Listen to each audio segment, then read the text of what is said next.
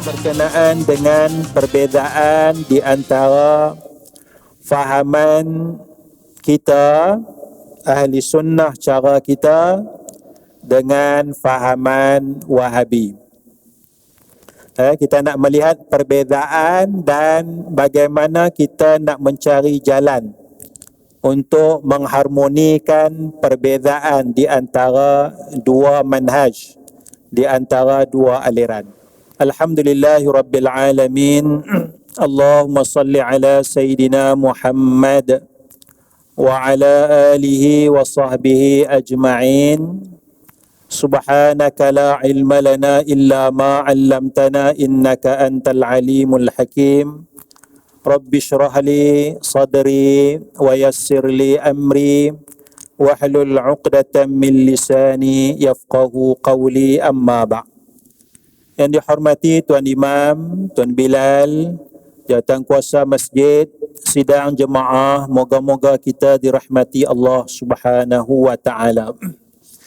Malam ni kita nak sambung sikit bicara kita berkenaan dengan perbezaan di antara fahaman kita ahli sunnah cara kita dengan fahaman Wahabi.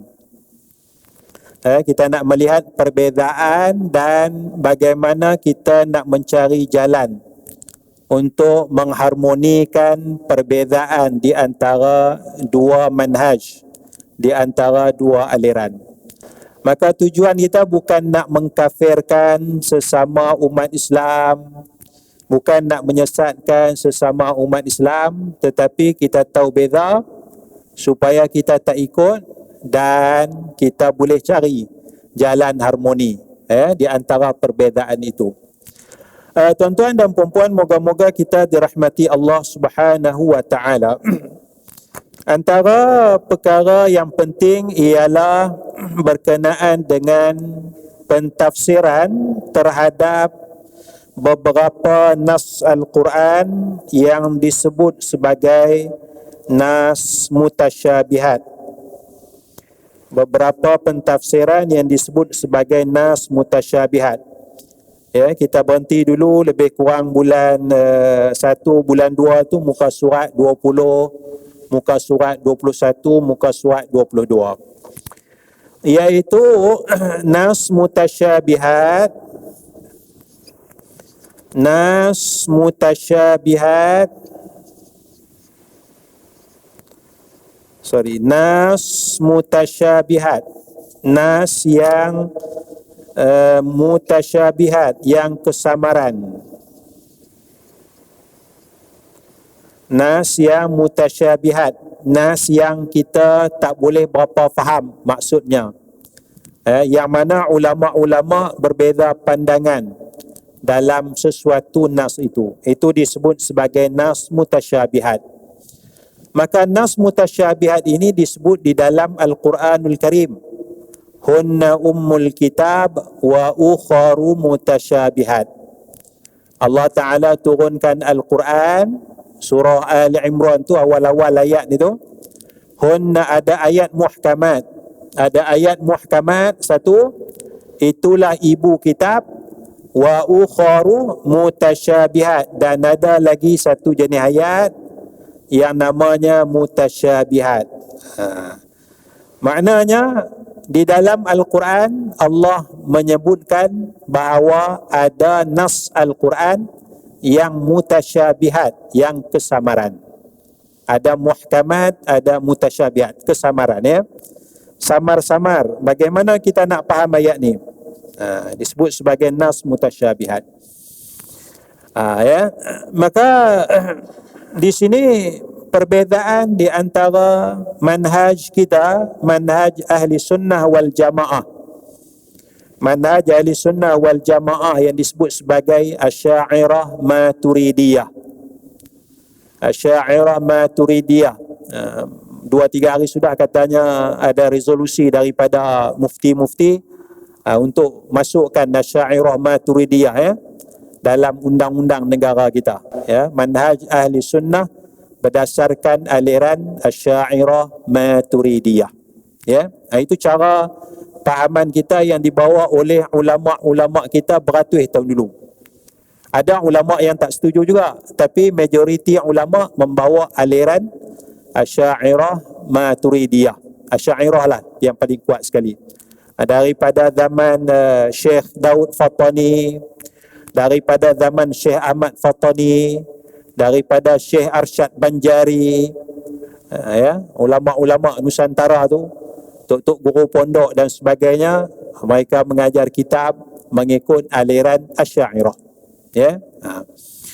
Jadi sini dia ada beza dalam nak mentafsirkan nas mutasyabihat, ya, iaitu fahaman Wahabi dia terima bulat-bulat. Dia terima bulat-bulat apa yang ada dalam Al-Quran tu. Bagi kita nas tu kesamaran mutasyabihat, dia terima bulat-bulat sebagaimana zahir dan mungkin hakikatnya juga. Sebagaimana zahir dan sebagaimana hakikat perkataan tu, lafaz tu, maksud perkataan itu. Dia isbat, dia menetapkan berdasarkan zahir sesuatu nas Al-Quran ataupun hadis Rasulullah sallallahu alaihi wasallam. Misalnya dalam hadis, ya, dalam hadis kata Allah Ta'ala turun, yanzilu Rabbuna kulla laylatin ila sama'id dunya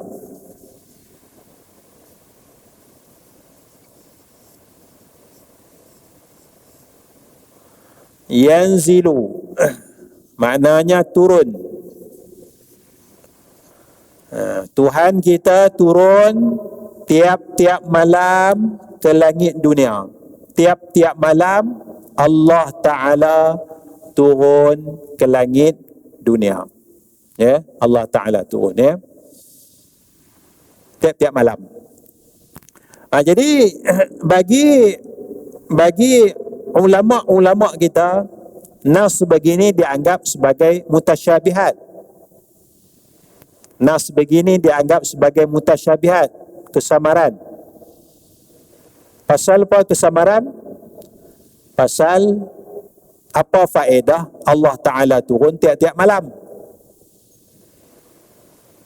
Apa faedah Allah Ta'ala turun tiap-tiap malam? Macam mana Allah Ta'ala turun tiap-tiap malam?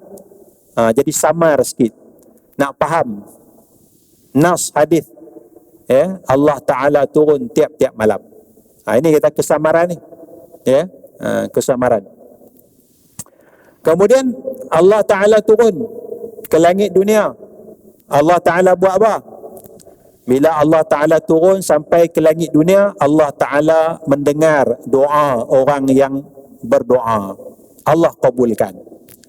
Allah menerima istighfar, minta ampun daripada orang yang meminta ampun. Jadi kalau Allah Ta'ala tak turun, makna Allah tak dengar doa kah? Dengar kah tak dengar? Dengar kah tak dengar?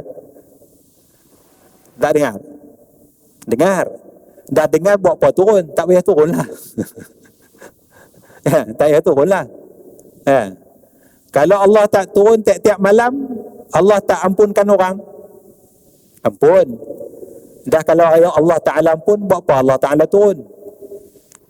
Itu dia timbul kesamaran tu.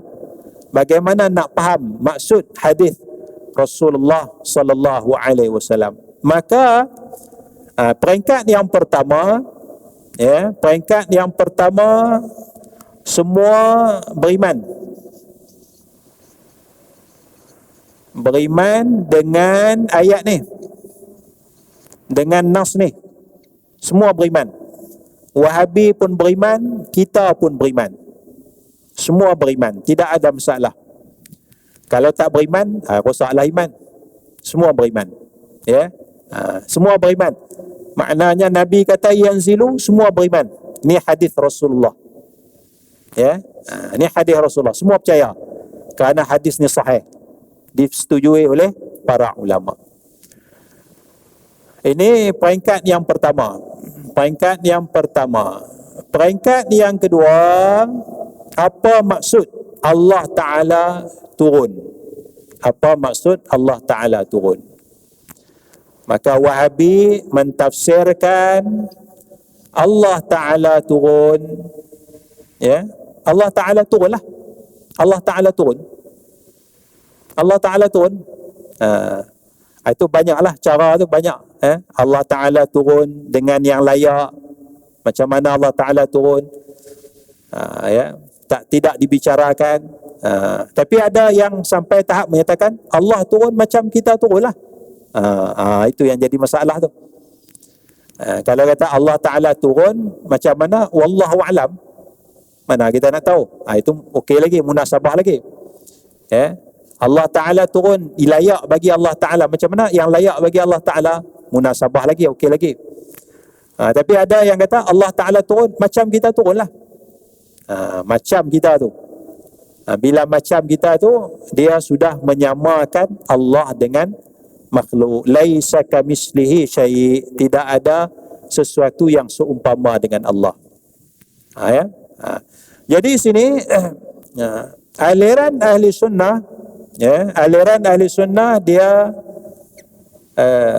ada konsep imrar. Banyak konsep ni, imrar. Dia ada konsep tafwid. Dia ada konsep takwil. Aliran Wahabi dia isbat. Aliran ahli sunnah dia imrar. Ada kadang masanya dia tafwid, ada masanya dia takwil. Ya, bagaimana nak faham? Ini peringkat yang kedua. Peringkat pertama semua beriman. Peringkat pertama lepas. Jadi sini beza di antara kita dengan aliran Wahabi. Ya. Sebab itu kadang-kadang bila tengok penceramah yang berfahaman Wahabi, bila kata tangan macam tangan kita. Macam tangan kita lah. Allah Ta'ala tinggi macam mana? Tinggi 60 hasta macam Nabi Adam. Sebab Nabi Adam 60 hasta. Allah Ta'ala tinggi pun 60 hasta. Ada disebut begitu. Ada disebut. Ini menyamakan Allah dengan makhluk. Menyamakan Allah dengan makhluk. Sedangkan tidak boleh kita samakan laisa kamisli syai'. Tidak ada sesuatu pun seumpama dengan Allah Subhanahu wa ta'ala. Jadi manhaj ahli sunnah imrar dia lalu je. Allah Ta'ala turunlah, no comment, tak komen panjang dah. Allah Ta'ala turun, imrar, baca aja. Allah Ta'ala turun ke langit dunia pada tiap-tiap malam, imrar, lalukan saja. Konsep yang kedua, tafwid, serahkan makna kepada Allah. Tafwid al-ma'na al-murad ila Allah, serahkan makna kepada Allah. Kita terjemah Allah turun. Allah turun. Apa makna Allah turun? Wallahu a'lam, serah makna kepada Allah. Kita tak tahu hakikat sebenar. Itu dikatakan tafwid. Serahkan makna kepada Allah. Makna sebenar. Terjemahlah. Allah turun. Tapi apakah makna sebenar? Itu diserahkan kepada Allah. Manakala konsep yang ketiga dalam aliran ahli sunnah yang kita pegang, ada handphone kah? Ada buku, Masya Allah. Pijak buku. Manakala perkara yang konsep yang ketiga, takwil. Ni ulama-ulama ahli sunnah memberikan makna yang sesuai dengan hak Allah Subhanahu wa ta'ala, iaitu Allah Ta'ala turun ini ditafsirkan dengan makna Allah menurunkan rahmat. Allah menurunkan rahmat sesuai dengan makna ketuhanan. Sesuai dengan makna ketuhanan. Macam kita lah, kita kata masjid ni dia bina, masjid ni dibina oleh sultan. Masjid yang indah, yang besar ni dibina oleh sultan. Sultan yang bina masjid ni. Berapa kampit simen Tungku Sultan angkat? Berapa kampit? Sekampit pun tak angkat. Berapa biji batu Tungku Sultan angkat? Kan? Satu batu tu lah, letak batu asas tu je kan. Dia Tungku Sultan datang pecah tanah. Tapi kenapa ayat kata masjid ni sultan yang bina, sedangkan sultan angkat satu bata je? Yang buat masjid ni buruh-buruh, yang bina masjid ni buruh-buruh. Tapi kenapa tak kata masjid ni dibina oleh buruh-buruh? Jadi sesuai dengan makna raja tu, pangkat seorang raja tu, walaupun dia letak satu bata, tapi bila buat ayat kita nisbahkan pembinaan kepada raja sesuai dengan kedudukan dia. Ya, jadi dia datang letak batu, satu batu, 2 tahun kemudian dia datang tengok siap dah. Tapi dia yang bina, Tungku yang bina. Tapi yang buat tu orang lain. Yang buat kerja tu kuli-kuli, kan, buruh-buruh. Jadi sini Allah Ta'ala turun. Adakah Allah Ta'ala perlu turun tiap-tiap malam? Apakah makna yang sesuai bagi ketuhanan? Ini nak bagi maka konsep takwil ni dia bagi makna yang sesuai supaya tidak timbul kekeliruan. Maka yanzilu, Allah turun, dimaksudkan dengan Allah menurunkan rahmat. Allah bagi rahmat pada 1/3 malam yang akhir, pukul 3 pagi, pukul 4 pagi, ya. Waktu tu waktu yang sangat banyak rahmat. Siapa minta doa waktu tu mudah dimustajabkan oleh Allah. Siapa minta ampun istighfar pada waktu tu, Allah mudah ampunkan dosa dia, kan? Sesuai dengan makna ketuhanan. Ya, itu konsep takwil. Ya. Sebab kalau kadang-kadang kalau tak ada takwil ni, dia kalau serah makna boleh juga tafwid, serah makna, imrar. Tapi kalau orang sekarang dia suka cari makna yang sesuai. Makna yang sesuai. Kalau tanya anak-anak muda sekarang, kalau tanya non-Muslim, kalau bagi bahan hadis ni kat dia, Tuhan kami turun tiap-tiap malam, kan? Awak Tuhan tak dengar ke kalau tak turun? Dia tanya soalan tu, kita nak jawab lagu mana? Awak kawan kita Hindu, kita kata baca Tuhan kami turun tiap-tiap malam langit dunia. Siapa doa waktu tu Tuhan duk dengar, Tuhan ampun bagi doa. Awak kalau Tuhan tak turun tak dengar ke? Jenuh kita nak jawab, nak pusing orang. Kan? Kita kata dengar, tak turun pun dengar. Dah dengar, buat apa dia turun? Buat apa dia nak turun tiap-tiap malam? Kan? Tak ada kerja lain, dia turun je. Turun naik. Tak. Pikiran manusia. Maka kita kena cari jawapan. Kalau orang ada pikiran macam tu. Kalau orang tak ada pemikiran sangat, dia terima aja, tak ada masalah. Imrar pun tak apa, tafwid pun tak apa.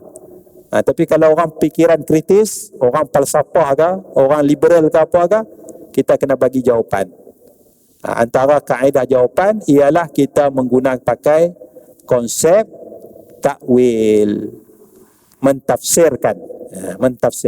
Jadi semua ni masuk dalam peringkat yang kedua, pentafsiran. Maka perbezaan pentafsiran ini tidaklah sampai merosakkan iman, tidaklah sampai sesat ataupun kita nak mengkafir antara satu sama lain. Kerana peringkat yang pertama, semua beriman dengan nas Al-Quran, semua beriman dengan nas hadis Rasulullah sallallahu alaihi wasallam. Ya, itu kita kena faham. Tetapi masalah dia, kita tengok sikit pada halaman 23. Ini masalah dia, halaman 23, Wahabi mengkafirkan Asy'ariyah. Wahabi mengkafirkan Asy'ariyah. Maka Wahabi berpendapat, muka surat 23, Wahabi berpendapat bahawa Asy'ariyah, kita ni ikut ulama-ulama Asy'ariyah, bahawa Asy'ariyah adalah sesat dan kafir. Hal ini demikian kerana Asy'ariyah, ahli sunnah Asy'ariyah ni dianggap menyeleweng dalam memahami maksud nama bagi Allah. Bila takwil tu dianggap menyeleweng. Ulama-ulama Asy'ariyah takwil, maka ulama Wahabi anggap sebagai menyeleweng dan dianggap sebagai sesat, bahkan kafir. Ini tuan-tuan dinyatakan dalam satu kitab mu'tabar, kitab penting dalam aliran Wahabi, iaitulah kitab Fathul Majid Syarah Kitab Tauhid. Kitab Tauhid disusun oleh Al-Syeikh Muhammad bin Abdul Wahab, yang dikatakan pengasas aliran Wahabi. Manakala kitab Fathul Majid disyarahkan oleh cucu beliau, iaitu Al-Syeikh Abdul Rahman bin Hasan bin Muhammad bin Abdul Wahab, cucu beliau. Anak beliau nama Hasan, cucu beliau nama Abdul Rahman. Apa dia kata dalam kitab Fathul Majid Syarah Kitab Tauhid? Itu dia kata, فَإِذَا كَانَ الْمُشْرِكُونَ, apabila orang musyrik jahadu isman min asma'ihi ta'ala, mengingkari satu nama daripada nama-nama Allah Ta'ala. Orang musyrik mengingkari nama Allah Ta'ala. Wa huwa minal asma'il lati dallat ala kamalihi subhanahu wa bihamdi.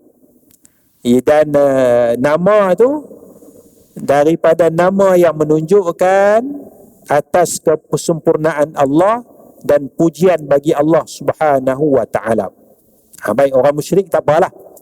Orang musyrik engkar nama Allah Subhanahu wa ta'ala. Orang musyrik engkar nama Allah Ta'ala. Mungkin orang musyrik zaman tu Arab Quraisy lah kot. Arab Quraisy, wallahu alam. Tapi yang penting sini sambungan ayat dia. Fajuhudu ma'na hadzal ismi wa nahwihi minal asma'i yakunu kadzalika. Maka mengingkari maksud, mengingkari maksud, bukan mengingkari nama. Orang musyrikun mengingkari nama. Sebahagian umat Islam dikatakan mengingkari maksud, mengingkari makna nama ni, sifat-sifat Allah ni. Bila Allah Ta'ala, Nabi kata yanzilu turun, ulama ahli sunnah Asy'ariyah kata bukan Allah turun, Allah menurunkan. Itu dikatakan mengingkari, mengingkari makna, mengingkari makna. Maka mengingkari makna ni, makna nama ni dan seumpamanya, yakunu kadzalika, demikian juga mengingkari makna tu seolah-olah mengingkari nas tersebut. Seolah-olah mengingkari nas. Jadi bila ulama ahli sunnah kata Allah menurunkan, bukan turun, Allah menurunkan, seolah-olah mengingkari nas ni, seolah-olah mengingkari nas. Bila Allah Ta'ala kata dalam Al-Quran, Ar-Rahman 'alal 'arsy istawa, Tuhan Ar-Rahman istawa, sebahagian besar ulama ahli sunnah bagi makna takwil Allah menguasai arasy, mengingkari makna istawa. Bila mengingkari itu seolah-olah mengingkari ayat Al-Quran, seolah-olah mengingkari ayat Al-Quran.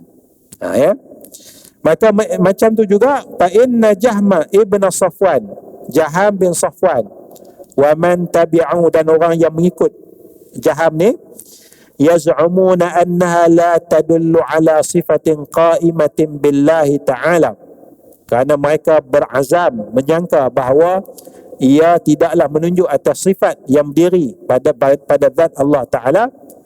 Wa tabi'ahum ala dhalika tawaifu, mengikut Jaham dan sebagainya itu beberapa kumpulan seperti Mu'tazilah, Asy'ariyah. Dia sebut perkataan Asy'ariyah, perkataan Mu'tazilah wa ghairihim, falihadza kaffarahum katsiruna min ahli sunnah.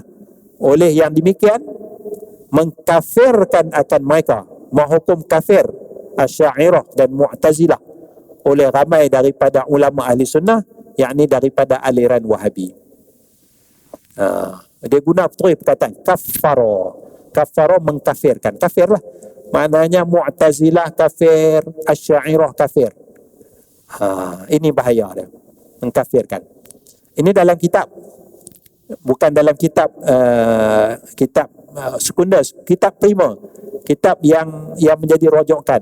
Kalau kita nak faham aliran Wahabi. Iaitu Fathul Majid Syarah Kitabut Tauhid. Dia guna perkataan kafir tu. Kafir tu. Jadi sebaik-baiknya kita janganlah perbezaan kita sampai mengkafirkan di antara satu dengan yang lain. Kerana apa? Kerana kita beza dalam level yang kedua. Nak bagi faham makna dia. Level yang pertama kita beriman, semua beriman. Kalau yang ni memang rosaklah iman. Tapi kita berbeza dalam bab pentafsiran. Sama nak isbat, sama ada nak takwil, sama ada nak tafwid dan sebagainya, ya. Ini perkataan dia. Ini masalah mengkafirkan, ya. Jadi seboleh-bolehnya kita harap, ya, orang yang ikut fahaman Wahabi ni tak apalah dia nak ikut fahaman Wahabi, nak buat macam mana, kan? Kita tak boleh nak paksa dia, kan? Orang kafir pun kita tak boleh paksa masuk Islam. La ikraha fid din, tidak ada paksaan dalam agama. Kafir Hindu kita tak paksa dia masuk Islam, kita dakwah ya. Apatah lagi sesama umat Islam, dia ikut Islam tapi cara fikir lain sikit, kita tak paksa. Tapi kita harap supaya kita boleh berharmoni, iaitulah janganlah sampai tahap kafir mengkafir di antara satu dengan yang lain, ya. Maka aliran Wahabi menyifatkan Allah sebagaimana zahir dalam nas Al-Quran dan hadis tanpa apa-apa takwil. Manakala aliran Sunni berpegang kepada kaedah tafwid dan kaedah takwil. Aliran Sunni yang kita pelajari, ya, adalah tafwid, serah makna kepada Allah, dan takwil. Namun aliran Wahabi tidak mau mentakwil. Mereka Wahabi berpegang kepada apa yang tercatat di dalam nas. Walau bagaimanapun jika dikaji. Kita cuba kaji tengok. Dalam aspek bahasa Arab, kaedah takwil juga tidak menyalahi bahasa Arab. Sekarang kita cuba tengok sama ada menyalahi bahasa Arab ataupun tidak. Kita ambil satu hadis Nabi sallallahu alaihi wasallam. Ambil satu hadis Nabi sallallahu alaihi wasallam, iaitu hadis berbunyi innallaha yabsutu, Allah Ta'ala buka tangan, yabsutu yadahu, Allah Ta'ala buka, Allah Ta'ala buka tangannya, tangan Allah, tangannya, tangan Allah. Adakah kita nak faham Allah Ta'ala buka tangan? Allah Ta'ala buka tangan Bilail, pada waktu malam, liyatuba musi'un nahar, untuk orang buat jahat waktu siang bertaubat. Pagi tadi kita buat maksiat, malam ni Allah Ta'ala buka tangan. Kita terjemah dulu. Allah Ta'ala buka tangan. Orang buat jahat siang, malam Allah Ta'ala buka tangan supaya mereka taubat. Malam Allah Ta'ala terima taubat. Dan Allah Ta'ala waya bersutu yadahu, muka surat 24, waya bersutu yadahu, Allah Ta'ala buka tangan Allah bin nahar, pada waktu siang, liyatuba musi'ul lail, supaya orang buat jahat malam ni, esok Allah Ta'ala terima taubat dia. Jadi kalau tuan-tuan buat jahat, kita buat jahat pukul 8 pagi ni, jangan taubat lagi, tunggu malam.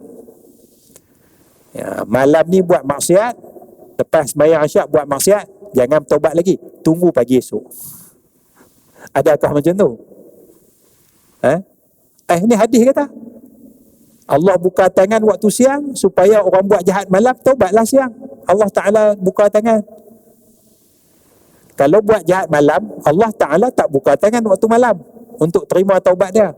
Esok baru Allah Ta'ala buka tangan. Jadi enjoy dulu, buat maksiat dulu. Adakah hadis nak faham macam tu? Adakah hadis kita nak faham macam tu? Sedangkan dalam hadis yang lain, Nabi suruh segera taubat, jangan tangguh-tangguh. Apa tu? Kita nak kena faham Al-Quran, nak kena faham hadis secara komprehensif. Ya. Sampai hadis hatta tatlu asy-syamsu min maghribiha, sampailah matahari terbit dari sebelah barat. Maka adakah kita nak faham hadis ni nak cerita isu utama dia Allah Ta'ala buka tangan? Adakah isu dia Allah Ta'ala buka tangan? Ada dua isu. Isu pertama, Allah Ta'ala buka tangan, ataupun isu kedua, masalah taubat.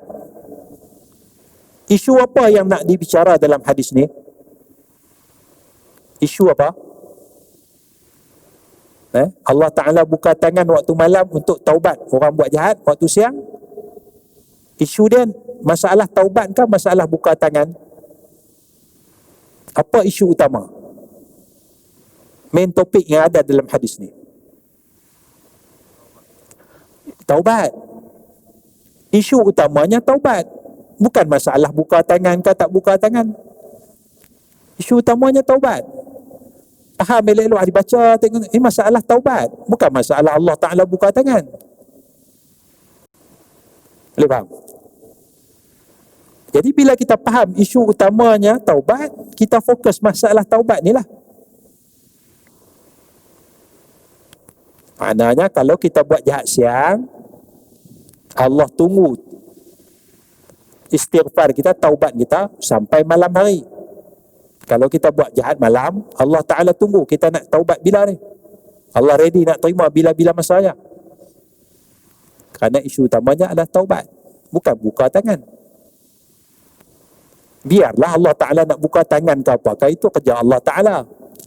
La yus'alu amma yaf'alu wa hum yus'alun. Allah tak disoal apa Allah Ta'ala nak buat. Ikut suka Allah Ta'ala lah. Wa hum yus'alun. Kita akan disoal oleh Allah Ta'ala. Jadi kita akan disoal kita bertaubat ataupun tidak. Kita tak akan disoal kerja Allah Ta'ala. Dia kata buka tangan tu, kita tak akan disoal. Itu konsep dalam Quran. La yus'alu amma yaf'alu. Allah tak disoal apa yang Allah Ta'ala buat. Jadi di akhirat nanti Allah Ta'ala tak akan tanya, kamu tak beriman ke aku buka tangan? Itu kerja Allah Ta'ala. Allah Ta'ala tak akan tanya. Kerja kita apa? Taubat. Maka Allah Ta'ala akan bersoal, kita bertaubat ataupun tidak. Baik.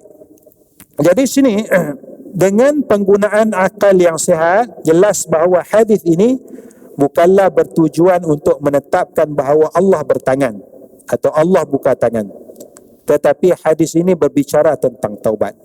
Maka memahami hadis ini dalam konteks taubat adalah amat penting. Kata Syekh Ibn Allan, ini seorang ulama ahli sunnah, Syekh Ibn Allan, ya. Bastul yadi, dia nak tafsirkan hadis buka tangan ni. Bastul yadi, buka tangan adalah ibarat daripada menuntut. Kerana adat manusia apabila menuntut sesuatu daripada seseorang, dia buka tangan dia. Kita minta sedekah, minta bantuan, buka tangan. Tuan, kita tak buka tangan, Tuan tolong bantu saya sikit, saya susah Tuan. Buka tangan, kita minta sesuatu. Jadi nak gambarkan Allah meminta taubat daripada kita tu, digambarkan dalam bahasa yang manusia faham, Allah buka tangan. Itu cara pemahaman, ya. Au huwa ibaratun 'anil jud, ataupun dia adalah ibarat daripada jud, kemurahan Allah. Wa tanazzuhi 'anil man'i, dan suci Allah daripada terhalang. Allah tidak terhalang daripada menerima taubat. Allah sentiasa buka tangan untuk terima taubat. Gambaran dia macam tu, ibarat, kiasan dia macam tu. ataupun huwa ibaratun ar-rahmatillah wa kathrati tajawuzihi wa wuzuhi 'anil dhunub, ataupun dia ibarat gambaran daripada rahmat Allah dan banyaknya pengampunan Allah terhadap dosa-dosa. Dia dalam bentuk kiasan sahaja. Macam kita lah, ya. Orang datang meminang, kita pun setuju, kita jawab kecil tapak tangan, nyiru kami tadahkan. Setuju ke tak setuju? Setuju, kan? Setujulah tu. Tapi kenapa tak kata setuju? Ini bahasa. Ini bahasa. Kalau tak faham bahasa, kan, orang yang datang minang tak faham bahasa, tak tahu setuju tak setuju, tak tahu. Cuma jawab kecil tapak tangan, nyiru kami tadahkan. Kan, nyiru pun tak tahu. Kan? Itu bahasa. Ya, bahasa. Kata Imam Qurtubi, wa qala al-Qurtubi, kata Imam Qurtubi. Kita habiskan ni. Hadzal hadis ini ujriya majral mathali, diperjalankan. Imam Qurtubi, ya. Imam Qurtubi dia karang kitab hadis, dia karang tafsir Quran 30 juzuk. Ulama yang alim lah. 30 juzuk dia karang. Al-Jami'u li Ahkamil Quran, ya. Kata Imam Qurtubi, hadis ni diperjalan pada keadaan masal, perumpamaan. Allazi yufhamu minhu qabul at-taubati, yang dipahami daripada hadis ni, perumpamaan ni, qabul at-taubah, terima taubat, wastidamatul lutfi war rahmah, dan berkekalan lutf, kelembutan daripada Allah, dan rahmat daripada Allah. Rahmat daripada Allah. Wa huwa tanazzulun an muqtadal ghaniyil qawidh qahir ila muqtadal latifir raufil ghafir, iaitu pertukaran daripada keadaan bersifat kaya, Allah tu kaya, Allah tu kuat, Allah tu berkuasa, kepada keadaan bersifat lemah lembut, pengasih dan pengampun. Maknanya Allah boleh, mana Allah ni boleh hukum. Itu qawi, qahir, Allah boleh hukum. Buat dosa aja Allah Ta'ala boleh hukum terus. Tapi pertukaran daripada sifat Allah yang hukum tu, zul iqab tu, mempunyai hukuman tu, kepada sifat rauf, pengasih, sifat ghafur, sifat pengampun. Dia buka tangan tu nak menggambarkan sikap yang sedemikian, nak bagi orang faham. Ini kata dua ulama, Syekh Ibn Allan, Syekh Ibn Allan dan Al-Imam Al-Qurtubi rahimahullahu ta'ala. Begitu juga pandangan daripada Imam Nawawi. Pandangan daripada Imam Nawawi yang mensyarahkan hadis Sahih Muslim. Ulama hadis juga faham yang sama juga, cara Asy'ariyah juga, iaitu hadis ni bermaksud, dia kata fabastul yadi isti'aratun fi qabulit taubah. Buka tangan ni adalah isti'arah. Isti'arah ni istilah dalam ilmu balaghah. Kata pinjaman lah cara mudah dia, dalam menerima taubat. Itu konsep dia. Jadi kita beriman dengan hadis Allah ni, ya besutu yad, Allah buka tangan, kita beriman. Tetapi kita ada konsep takwil untuk faham maksud hadis Rasulullah sallallahu alaihi wasallam. Tapi Wahabi dia berbeza, dia menolak takwil kita. Tak apa, dia tak setuju, tak ada masalah. Tak ada masalah pun. Tapi dalam kitab dia, bila orang tu takwil, dianggap tidak beriman. Dia mengkafirkan.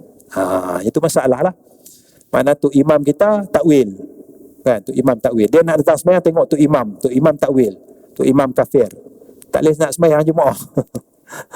Itu yang jadi bergaduh tak seronok tu. Kalau kita boleh nak damaikan, harmonikan. Saya tak setuju, tak apa dengan orang takwil. Saya tak setuju, tak apa, tak ada masalah. Tapi boleh duduk sembahyang berjemaah sekali, boleh datang kenduri sekali, tak ada masalah. Pasal apa? pasal kita sama-sama Islam, sama-sama beriman. Cuma beza kita dalam bab pentafsiran sahaja. Sebagaimana ulama fiqh beza pendapat, tak ada masalah pun. Jadi kita harap kita nak harmonikan dengan cara yang sebegitu, ya. Saya ingat dah insya-Allah kot, cukuplah sekadar tu. Wallahu a'la wa a'lamu bis-shawab. Subhanakallahumma bihamdik, asyhadu an la ilaha illa anta astaghfiruka wa atubu. Wassalamualaikum warahmatullahi wabarakatuh.